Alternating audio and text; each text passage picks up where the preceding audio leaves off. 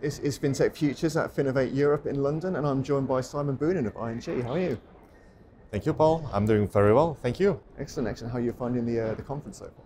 It's a lovely conference thus far. I like the different elements and bits and pieces all coming together in the two-day program. Having seen fintech demos, having seen very interesting keynotes, some exciting panels today, and then above all, it's also the networking, connecting with the industry, meeting old friends and making new ones. Excellent, excellent. So just get started then. We'd like to give a quick introduction to yourself then and your role. Absolutely. So my name is Simon Boonen. I work at ING. I'm part of the Strategy and Innovation Department, and I work there as a fintech lead and fintech consultant. And in that role, it's all about connecting ING to the ecosystem of startups and scale-ups that are all out there to see how we can collaborate. Excellent, excellent. And you were speaking on a panel about collaboration and co-creation between fintechs and banks then today. It seems like a couple of years ago that the chat was all about kind of competition in terms of like fintech and banks. It seems that that's kind of moved out the way now towards collaboration, say the co-creation side of things. So how, I guess, important then is it, given how rapidly the tech space is changing these days, to have those kind of like collaborations in between fintechs and banks? No, I agree with you, and from what we've seen in the industry, indeed, a number of years ago, I recall fintech was all the hype, and they were quite certain and sure that banks would be potentially being thrown over. I think some of them have also really made great progress and have put out amazing propositions and done a great job in also getting direct propositions to customers. But many have also learned that it's not perhaps as easy as they might have thought at the outset, and that instead of bringing a great product, it also comes with a customer acquisition cost. There is regulatory stuff to be taken care of, and that it might also make sense to work with an institution who knows the market, who's got the regulations in order, and who's got an established client base already to see how can you collaborate. And looking at that, I think zooming out a little bit, what we see is that collaboration is a potential means of indeed creating win-win situations, and that is what we believe in at ING already since a long time. We see the mutual benefit emerging for fintechs to work with banks because of indeed our brand reputation, our name, and also our install base. On the other hand, we're super excited and eager to also learn about the innovations that are happening in the outside world. Fintechs coming up with great propositions. They are super agile, they're super creative and innovative. So ideally, indeed, you try and combine the best of both worlds. But what we then also see is that in order to make it happen, there is a third lag basically, which is the client, right? So in order to truly make a difference, we believe indeed we should take that client's perspective into account as well. If a collaboration can help us giving a better experience to our customers, that is the key after all. That can be direct or indirect, but if the customer is being delighted and there is a win-win for both other parties involved, the fintech as well as the bank, that's the kind of partnership made in heaven. Excellent. And when you're kind of like looking towards collaborations then, how important is it to find companies that kind of share the same vision and have the same kind of ethics as ING as well?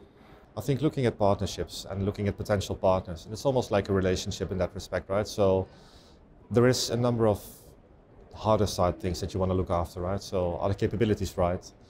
Are all the checks and balances in place also from a regulatory and compliance perspective? Does the technology work and does what it needs to do? Can we prove also our clients really want this and it brings their view?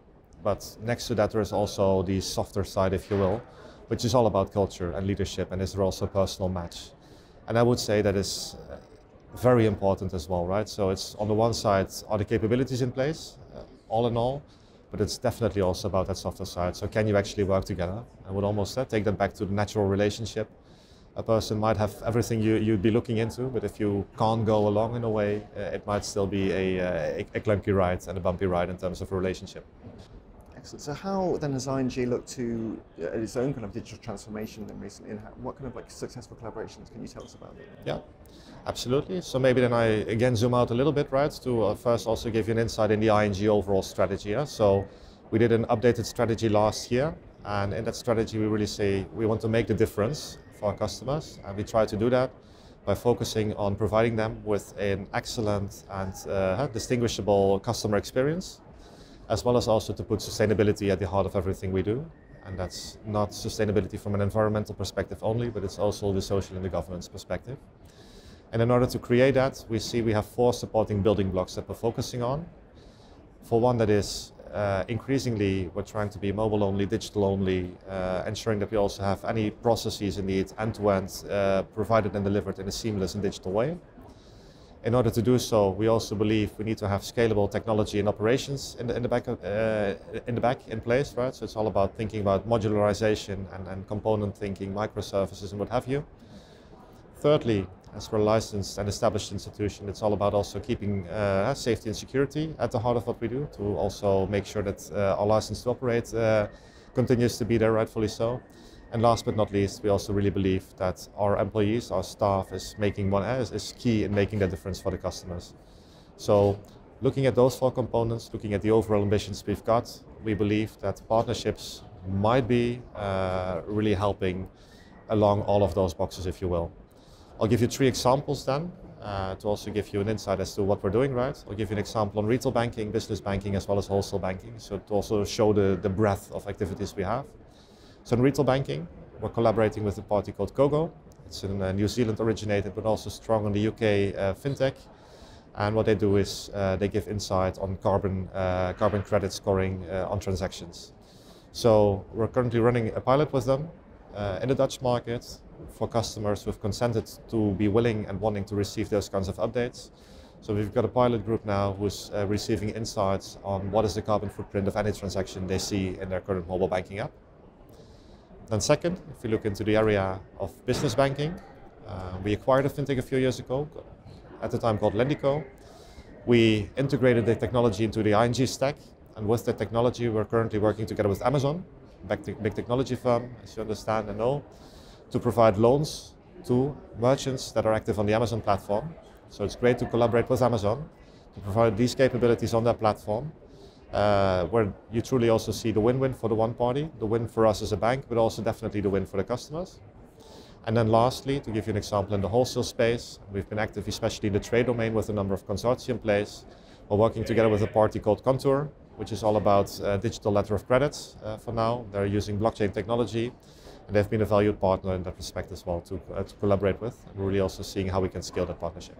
Excellent, excellent. Sounds great. And I know one of the areas as well that you look into is embedded finance and banking as a service. What opportunities do you think exist there at the moment for banks and businesses? So the example with Amazon is, I believe, a beautiful example in this area, right? So it's really all about embedded lending. I think beyond that, we see already also with new technology coming up, we see a wave of parties who are cloud native, digital at the core, who have modularized their capabilities, providing microservices. And I think that is basically building or compounding the kind of promise of embedded finance and banking as a service in a way. And I think with the license to operate that the banks hold, they can also play a role in this, right? So there's 2 opportunities, I would say. For one is to say, to see and explore how can you indeed integrate your capabilities in a seamless and meaningful way into the journeys of others. That would be the embedded finance angle. That can then also happen with non-financial institutions who leverage on the trust, reputation and the capabilities of the bank. The other play could also be that we provide those capabilities really as a service, bundled together into a banking as a service package.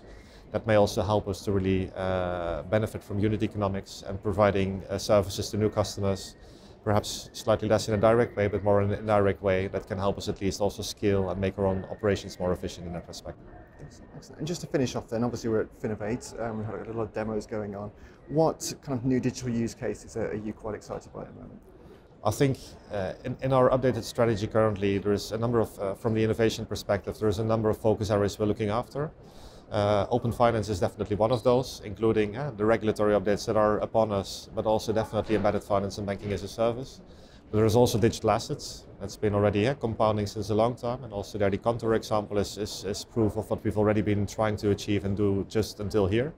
But we continue down that path. And then lastly, we see also a number of emerging technologies popping up.